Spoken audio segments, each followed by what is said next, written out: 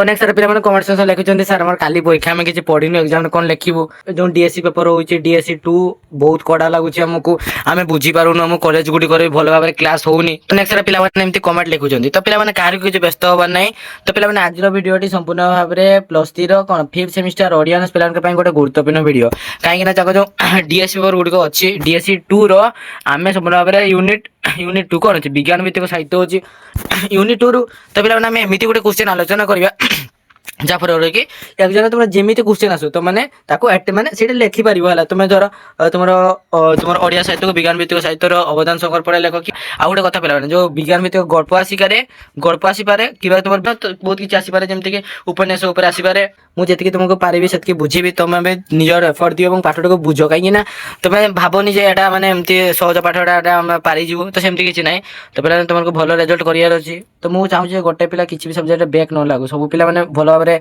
Exam दउ तो सेति तुमको पई शॉर्ट क्वेश्चन मु माने जदि केही पिला माने शॉर्ट क्वेश्चन देखि नांती तो प्लेलिस्ट माध्यम जाकि शॉर्ट क्वेश्चन देखि परिबो आ बाकी तिला तुम लॉन्ग क्वेश्चन गुडी कर बुझिबारे बहुत पिला माने माने कोन ताको बुझी पारु ना फंडामेंटल कोन विज्ञान भित्तिक साहित्य कोन शिशु साहित्य कोन तो पिला माने आवडी भी अनेक सारा पिला माने अछते जो पिला माने केवल YouTube वर्षा रे ही तुमर एग्जाम दउछन्ती हला माने घरे ही ऑनलाइन क्लास करछन्ती YouTube माध्यम रे एवं नोट गुडी को बनाउछन्ती एगो जाकि एग्जाम दउछन्ती हेले भी से पिला माने भलो रिजल्ट करूछ तो पिला माने मु तुमको पास एति कहि परबी तो पिला माने तो माने वीडियो देखंतु ता सहित निजे भी परिश्रम करंतु प्राय तो पिला मानकर एग्जाम वर्तमान चली छी हला 5th सेमेस्टर एग्जाम आ जो पिला मानकर हेनी तो बहुत शीघ्र हबाकू जाउची तो सेति पर तो माने आ टाइम को वेस्ट करो ना जहाँ खेल जहाँ मौज मस्ती कल से बर्तमान पाठर मन दियो तो चलते आरंभ करवा विज्ञान भित्तिक साहित्यर संज्ञा और स्वरूप वर्णना कर सभ्यतार विकास में विज्ञान दान अतुलनीय अटे निहाती भाव में जो आम सभ्यता जो बर्तमान जिते उन्नति आसला जो घर घर चारिआडे जो पक्का घर निर्मित है सहित चारिआडे बर्तमान आगुरी कौन होता सब चिठी पत्र से गोटे खबर को पहुंचा 2-3 दिन लगुला पोस्ट ऑफिस जाकि चिठी रखुले से पोस्टमैन जाकि दौला दुनिया यात्रा बर्तमान किस होची गोटे सेकेंड पहुंची जाऊँगी केमी कल द्वारा कलटा फटो रैंक पड़ जाऊँगी आम रिंगटा हूँ उठे दौचे जहाँ कह कथा रैंक कही दूचे अधिक समय लगुनि तो संभव किपर है ना आमर विज्ञान है विज्ञान बल तो पे केवल भौतिक पदार्थ नहीं नुहे आमर कला साहित्य संस्कृति आनी वैप्लविक परिवर्तन तो निहत भाव तुम निजे भी लक्ष्य कर तो केवल आमर जो आमर कला साहित्य संगीत किपर भाव में माने कौन विज्ञान साहाଯ୍य करुच्ची है माने विभिन्न जिते सब वैप्लविक चेंजेस है तो सही कथा ये आलोचना कराई देन दीर्घ 500 वर्ष व्यापी विज्ञान निरवच्छिन्न साधन फल एक दृश्यमान ग्रह रूपे आम चिन्हाई देचे कौन आम पृथ्वी ग्रह कथा कहला पृथ्वीटा कौन गोटे दृश्यमान ग्रह माने विभिन्न प्रकार जो टेक्नोलोजी जिते डेभलप कला आहरी बर्तमान डेभलप ही जाउची हला तो सही कथा एटारे जेते सब टेक्नोलोजी विषय बा विज्ञान रो जेते सब जेते उन्नत हैला एटा जेहेतु विज्ञान भित्तिक साहित्य हम पढुचे तेनको से विज्ञान भित्तिक माने विज्ञान विषय ही हम ताको जानिबा हला तेति सहित अभियान परे अभियान करी ज्ञान कौशल को आयुध करी माने विभिन्न प्रकार आविष्कार कर चलची दिन दिन को दिन बीती बीती जाउची हमर विज्ञान रो सभ्यता जेते डेभलप करूची सेते नुवा नुवा जिंस आविष्कार करूची तो एति सहित संप्रति विश्व में साधारण जीवन यापन प्रणाली और तार गति को गतिधारा को नूतन नूतन ज्ञान कौशल सामग्री सब कौन उद्घाटन कर तार जीवन धारा को अतिशय यांत्रिक तो निहती भाव में आगुरी जो लोक मैंने सब निजे करुले जो कम बर्तमान सब जंत्र द्वारा जमी तुम निजे अनुमान कर जो तुम लुगा काटा हो कि कौन लुगा काटा कि धान काटा देन धान रोईबा सब जंत्र द्वारा होउची आगुरी कौन आगुरी सब निज हाथ में करुले बिल जाकि हल माने हल करते निज हाथ में काटुले बर्तमान वाशिंग मेसिन सहित संप्रति विश्व में साधारण जीवन यापन प्रणाली तार गति को गतिधारा को नूतन नूतन ज्ञान कौशल सामग्री सब उद्घाटन कर तार जीवन धारा कर अतिशय यांत्रिक और सहज सरल हो जाए तार दैनंदिन चरणी कौन आदब कायदा और प्रगतिर बेग तो निहती भाव में सब सरल माने कौन सरल हो जाए सब आम जो कमटी आम करने बहुत दिन लगुला 2-3 दिन लगुला आम फटाक से कर दूसरे क्या द्वारा जंत्र बल और प्राचीन मनुष्यर स्वरूप बदली आविर्भाव होती नूतन विश्वर और नूतन नूतन मनुष्य क्या कहला ना देखो प्राचीन मनुष्यर स्वरूप बदली जो आगुरी मनुष्य मैंने जो थे जो नीतिदिन दैनंदिन कम और निजर जो जहाँ भी किसी करुले सबको बदलिकी बर्तमान गोटे नुआ आविर्भाव होती तेणु कौन कह नूतन मनुष्य बोली कहते अपर पक्षे समाज में देखा देती व्यक्ति सर्वस्व चेतना और भोग विलासर भावना और संस्कृतिर अवक्षय तो पे विज्ञान जिते भी डेभलप करुच्ची माने विज्ञान जिते डेभलप कर भावना और संस्कृतिर अवक्षय होती तब निहत भाव में देखुव आम जो संस्कृति रही है विभिन्न प्रकार ପରମ୍ପରା ରହିଛି ତାହାକୁ ବିଜ୍ଞାନ ବଳରେ ସେଗୁଡ଼ା କ'ଣ ଚାପି ହେଇଯାଉଛି ହେଲା, ତାହାକୁ କେହି ମାନୁନାହାନ୍ତି ଏବଂ ଧର୍ମୀୟ ବିଶ୍ୱାସ ମଧ୍ୟ ଦହଲି ଯାଉଛି। ଯେଉଁ ଆମେ ମାନେ ଯେଉଁ ଆମ ଧର୍ମକୁ ପାଳନ କରୁ, ବୈଷ୍ଣବ ଧର୍ମ ହଉ କି ଅନ୍ୟାନ୍ୟ ଯେଉଁ ଶିବ ଠାକୁର ଜଗନ୍ନାଥ ଠାକୁର, ତାହା ଧର୍ମୀୟ ଉପରେ ମାନେ ଧର୍ମୀୟ ବିଶ୍ୱାସ ମଧ୍ୟ ଦହଲି ଯାଉଛି। ମାନେ ସମସ୍ତେ ଭାବୁଛନ୍ତି ଏହା ଗୋଟେ କ'ଣ, ଏଇଟା ଗୋଟେ ଅନ୍ଧବିଶ୍ୱାସ ମଧ୍ୟ କେବଳ ଭାବୁଛନ୍ତି ହେଲା। ତ ତେଣୁକରି ଧର୍ମ ଉପରେ ବି କେହି ଏତେ ବି କ'ଣ ପ୍ରାୟତଃ କିଛି ଲୋକମାନେ ଅଛନ୍ତି ଯେଉଁଗୁଡ଼ା କିଛି ବି ଧର୍ମକୁ ମାନୁନାହାନ୍ତି ହେଲା ବର୍ତ୍ତମାନ। ଆଗରୁ କିନ୍ତୁ ସବୁ ମାନୁଥିଲେ, ବାର ତିଥି ହେଲା ଗଣନା ଇତ୍ୟାଦି, ବର୍ତ୍ତମାନ ସେଗୁଡ଼ା କିଛି ବି ଲୋକମାନେ ମାନୁନାହାନ୍ତି, ସବୁକୁ ସେମାନେ ଅନ୍ଧବିଶ୍ୱାସ ବୋଲି ଭାବୁଛନ୍ତି, କାରଣ ସେ ବିଜ୍ଞାନ ବଳରେ ହେଲା। ସେତେ ଯେତେ ଭଲ ସେତେ ହିଁ ଖରାପ ଆମ ପାଇଁ ହେଲା। ଦେଖନ୍ତୁ ଯନ୍ତ୍ର ମଣିଷରେ ପରିଣତ ହୋଇଯାଇଛି ସେଦିନର ସଂସ୍କୃତି ମଣିଷ ହେଲା। ଦେଖନ୍ତୁ ଯନ୍ତ୍ର ମଣିଷର ପରିଣତ ହୋଇଯାଇଛି ସେଦିନର ସଂସ୍କୃତି ମଣିଷ। ଆଗରୁ ଯେମିତି ସଂସ୍କୃତ ମଣିଷ ମାନେ ସଂସ୍କୃତି ମଣିଷ ଥିଲା, ସବୁ ପ୍ରକାରର ନୀତି ନିୟମ ସବୁ କିଛି ମାନୁଥିଲା, ବର୍ତ୍ତମାନ କିଛି ହେଇଛି ସେ ଯନ୍ତ୍ର ବଳରେ ସେଗୁଡ଼ା କିଛି ମାନୁନାହିଁ। ପ୍ରତ୍ୟେକଟି ସ୍ତରରେ ଚାଲିଛି ତୀବ୍ର ପ୍ରତିଯୋଗିତା, ତ ନିହାତି କମ୍ପିଟିସନ ତ ଚାଲିଛି, ତମାନେ ଯାହା ଦେଖୁଥିବ ହେଲା, ତମେ ନିହାତି ଭାବରେ ଟିଭି ଗୁଡ଼ିକରେ ଦେଖୁଥିବ। ଏବଂ ଏହି ପ୍ରତିଯୋଗିତା ତୀବ୍ରତା ଆଜି ହିଁ ବିଶ୍ୱକୁ କରିଦେଇଛି ରୁଗ୍ଣ ଆତଙ୍କିତ ହେଲା। ତ ଦେଶ ଭିତରେ କେମିତି କମ୍ପିଟିସନ ଚାଲିଛି ହେଲା। ଦେଖନ୍ତୁ ଇଏ ଗୋଟେ ଜିନିଷ ଉଦ୍ଭାବନ ଗଲା, ଇଏ କହିଲା ତୁ ଏଇଟା କରିଦେଲୁ, ମୁଁ ଆଉ ଟିକେ ବଡ଼ କରିବି, ମୁଁ ଆଉ ଟିକେ ବଡ଼ କରିବି।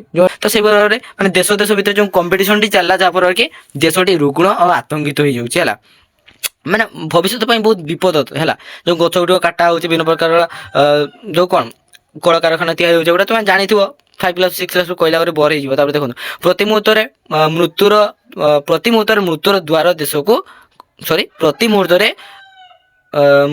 ଦ୍ୱାର ଦେଶରେ ମଣିଷ ନିହାତି ଭାବରେ ଯେଉଁ ମୃତ୍ୟୁର ଦ୍ୱାର ପାଖରେ ମାନେ ଯେତେ ସାଇନ୍ସ ଡେଭଲପ ହେଇଯାଉଛି, ମଣିଷ ଉପରକୁ ଯାଇ ମାନେ ଉପରକୁ ଉଠି ଯାଉଛି, ସେତେ ସିଏ ମାନେ ମୃତ୍ୟୁ ପାଖକୁ ନିକଟତର ହେଇଯାଉଛି ହେଲା।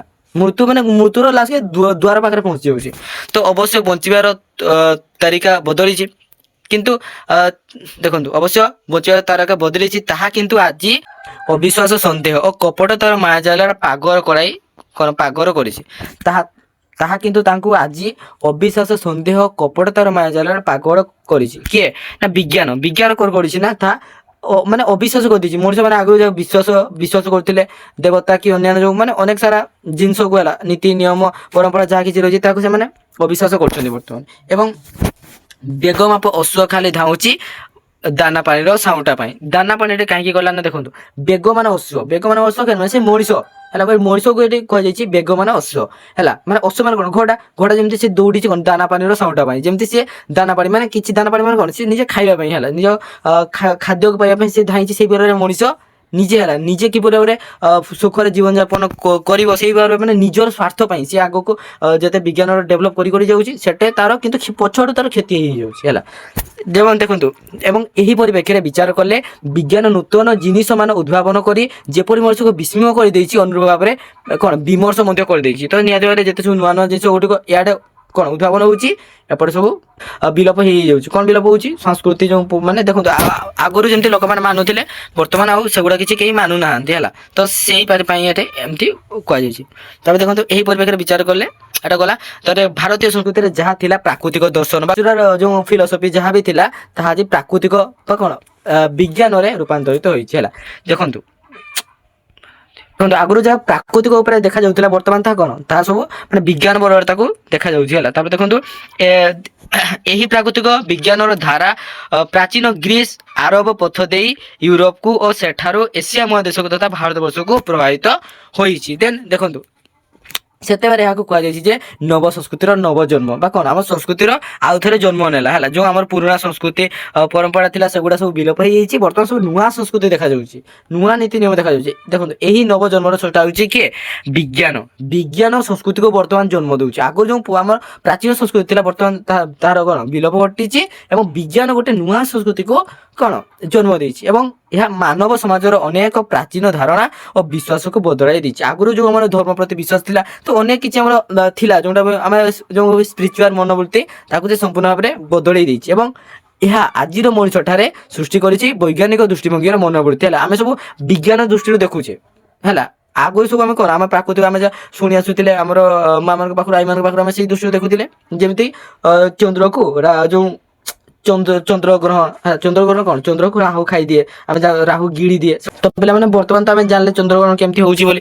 ତ ସେଇଭଳି ଅନେକ ସାରା ଜିନିଷ ଯୋଉଟା କି ଆମେ ମାନେ ଆଗରୁ ଯୋଉଟା ଆମେ ଜାଣି ଆସିଥିଲେ ଯେ ଏପରି ଭାବରେ ହେଉଛି, ଆମର ପ୍ରାଚୀନ କଥା ଯୋଉଟା ଚାଲି ଆସିଥିଲା, ତ ସେଟା ବର୍ତ୍ତମାନ ସଂସ୍କୃତି ବରତା ଅନ୍ଧବିଶ୍ୱାସରେ ପରିଣତ ହେଇଛି ହେଲା, ବିଶ୍ୱାସକୁ ବଦଳେଇ ଦେଇଛି ଏବଂ ଏହା ଆଜିର ମୋର୍ଚ୍ଚଟାରେ ସୃଷ୍ଟି କରିଛି ବିଜ୍ଞାନ ଦୃଷ୍ଟିଭଙ୍ଗୀର ମନୋବୃତ୍ତି। ସମାଜର ପ୍ରତ୍ୟେକ ସ୍ତରରେ ଆସିଛି ବିରାଟ ପରିବର୍ତ୍ତନ। ଏହା ଧାରାରେ ତ ଏହି ଧାରାରେ ସାହିତ୍ୟ ଉପରେ ଆସିଛି ଏହାର କ'ଣ ଅପ୍ରତିହତ ପ୍ରଭାବ। ଏହାର ପ୍ରଭାବ ସାହିତ୍ୟ ଉପରେ ମଧ୍ୟ ପଡ଼ିଛି ହେଲା। ସାଧାରଣ ମଣିଷ ସ୍ୱପ୍ନ ବିଳାସୀ ବା କ'ଣ କଳ୍ପନା ବିଳାସୀ ସେ ଉପରେ ମାନେ କ'ଣ ବିଭିନ୍ନ ପ୍ରକାର ସ୍ୱପ୍ନ ଦେଖିଛି ଏବଂ ଏହି କଳ୍ପନାରେ ବିଜ୍ଞାନ ଭିତ୍ତିକ ସାହିତ୍ୟ ସୃଷ୍ଟି ହୋଇଛି। ବିଜ୍ଞାନ ଓ ସାହିତ୍ୟ ଉଭୟର ଏକ ଲକ୍ଷ୍ୟ କ'ଣ ଏକମାତ୍ର ଲକ୍ଷ୍ୟ ହେଉଛି ପ୍ରକୃତିର ସତ୍ୟ ଉଦ୍ଘାଟନ, ମାନେ ପ୍ରକୃତିକୁ ସେ ପ୍ରକୃତିରେ ମାନେ ଯାହା କିଛି ଘଟୁଛି ତାକୁ ସତ୍ୟ ମାନେ ସତ୍ୟକୁ ସେ ଉଦ୍ଘାଟନ କରିବ। ବିଜ୍ଞାନ ସ୍ୱରୂପ ବୈଜ୍ଞାନିକ ତଥ୍ୟ ଏଇଟା ତୁମର ସଂଜ୍ଞା ହେଲା। ଦେଖନ୍ତୁ ବୈଜ୍ଞାନିକ ତଥ୍ୟକୁ ଭିତ୍ତି କରି ଯେଉଁ ସାହିତ୍ୟ ରଚନା କରାଯାଏ ତାହାକୁ ହିଁ କୁହାଯାଏ ବିଜ୍ଞାନ ଧର୍ମୀ ସାହିତ୍ୟ ବୋଲି କୁହାଯାଏ। ତାହେଲେ କ'ଣ ତମର ବିଜ୍ଞାନ ଭିତ୍ତିକ ସାହିତ୍ୟ କ'ଣ ନା ଦେଖନ୍ତୁ ବୈଜ୍ଞାନିକ ତଥ୍ୟକୁ ଭିତ୍ତି କରି ଯେଉଁ ସାହିତ୍ୟ ରଚନା କରାଯାଏ ତାହାକୁ ହିଁ ବିଜ୍ଞାନ ଧର୍ମୀ ସାହିତ୍ୟ ବୋଲି କୁହାଯାଏ। ତ ଏଇଟା ସାଧା ଅଛି ତମାନେ ଜାଣିପାରିବ ହେଲା। ଦେନ୍ ବିଜ୍ଞାନର ନୂତନ ଉଦ୍ଭାବନ ଓ ଆବିଷ୍କାର ବିଜ୍ଞାନୀ ଧର୍ମୀ ସାହିତ୍ୟର ମୂଳପିଣ୍ଡ। ତାହେଲେ କ'ଣ ଆମର ବିଜ୍ଞାନୀ ଧର୍ମୀ ସାହିତ୍ୟର ମୂଳପିଣ୍ଡ କ'ଣ ନା ନୂତନ ସବୁ ଉଦ୍ଭାବନ, ଯେମିତିକି ଆମର ଉଦ୍ଭାବନ କ'ଣ ଶେଷ ହେଇଗଲା କି ଆଉ କ'ଣ ହଉନି ନା ବର୍ତ୍ତମାନ ବି ଉଦ୍ଭାବନ ହଉଛି। ଆଉ ଯେମିତି ଆମର ଯେଉଁ ଲାଇନ୍ ନଥିଲା ଯେଉଁ ବଲ୍ବର ଉଦ୍ଭାବନ ହେଲା, ରେଡ଼ିଓର ଉଦ୍ଭାବନ, ଏରୋପ୍ଲେନ୍ର ଉଦ୍ଭାବନ ହଉ କି ଅନେକ ସାରା ଜିନିଷର ଯେଉଁ ଉଦ୍ଭାବନ ହେଇଯାଉଛି ବର୍ତ୍ତମାନ ବି ତାହା ବନ୍ଦ ହେଇନାହିଁ। ବର୍ତ୍ତମାନ ବିଭିନ୍ନ ଜିନିଷ ଉଦ୍ଭାବନ ହେବାରେ ଚାଲିଛି ହେଲା। ବର୍ତ୍ତମାନ କିଛି ବୈଜ୍ଞାନିକ ମାନେ ଏକ୍ସପେରିମେଣ୍ଟ କରୁଥିବେ ହେଲା।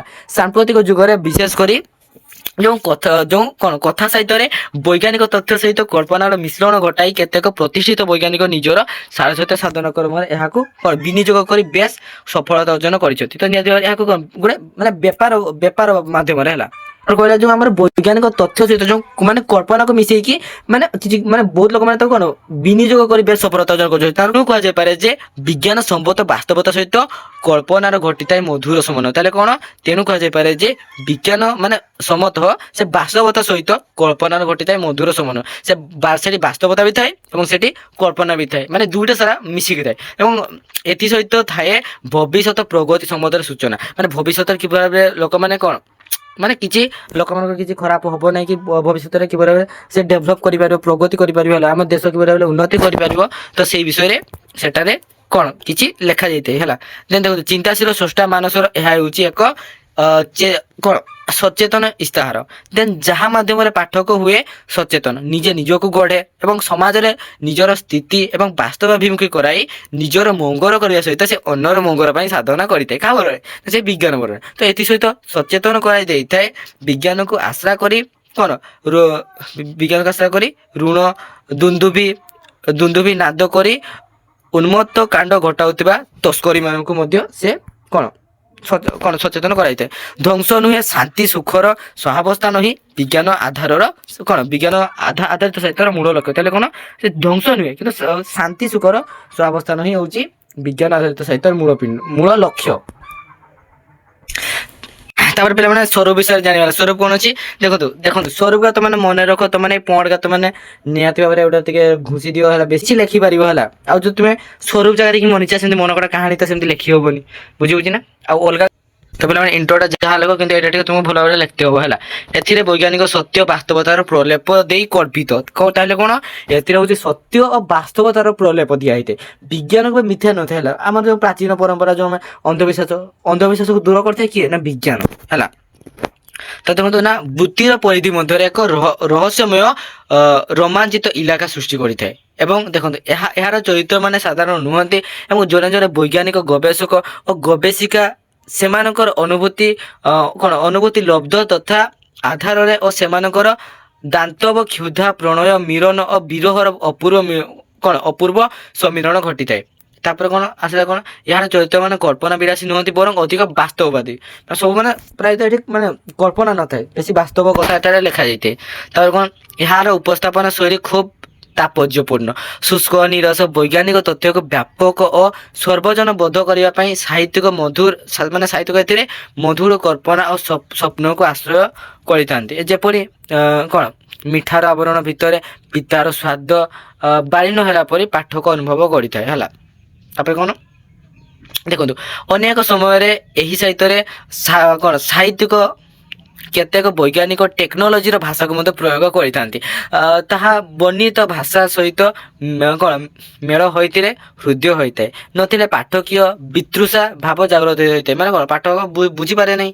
ତଥ୍ୟ ସହିତ ଉପସ୍ଥାପନ ଶୈଳୀର କ'ଣ ଚମତ୍କାରିତା ହିଁ ଏ ଧରଣର ସାହିତ୍ୟ ଲୋକପ୍ରିୟତାକୁ ବଢ଼ାଇବାରେ ସାହାଯ୍ୟ କରିଥାଏ। ଏବଂ ଏହି ଧରଣର ସାହିତ୍ୟରେ ଏହି ଧରଣର ସାହିତ୍ୟର ପରିଣତିରେ ଲେଖକଙ୍କର ବାର୍ତ୍ତା ଥାଏ ଏବଂ ବିଶ୍ୱ ଭାତୃତ୍ୱ ପ୍ରତିଷ୍ଠା ଓ ସଂକୀର୍ଣ୍ଣ ସ୍ୱାର୍ଥ ଠାରୁ କ'ଣ ঊର୍ଦ୍ଧ୍ୱକୁ ଯିବା।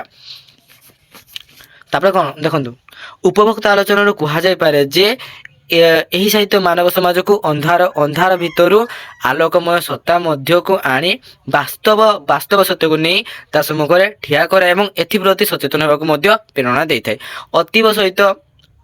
ଅତୀତ ସହିତ ବର୍ତ୍ତମାନ ଏବଂ ବର୍ତ୍ତମାନ ସହିତ ବି ଭବିଷ୍ୟତକୁ ଯୋଡ଼ି ଏକ ଗ୍ଲୋବାଲ ପୃଥିବୀର ମଣିଷ ଭାବରେ ଆଜିର ମଣିଷକୁ ଚିହ୍ନାଇ ଦିଏ ଓ ତାର ଅପୂର୍ବ କଳାତ୍ମକ ଠାଣିରେ। ତ ପିଲାମାନେ ଆଜି ଏଇଠି ରଖୁଛି। ମୁଁ ଆଶା କରୁଛି ତୁମେ ନିହାତି ଭାବରେ ଦେଖିକି ଉପକୃତ ହେଇଥିବ। ଧନ୍ୟବାଦ। ଜୟ ଜଗନ୍ନାଥ।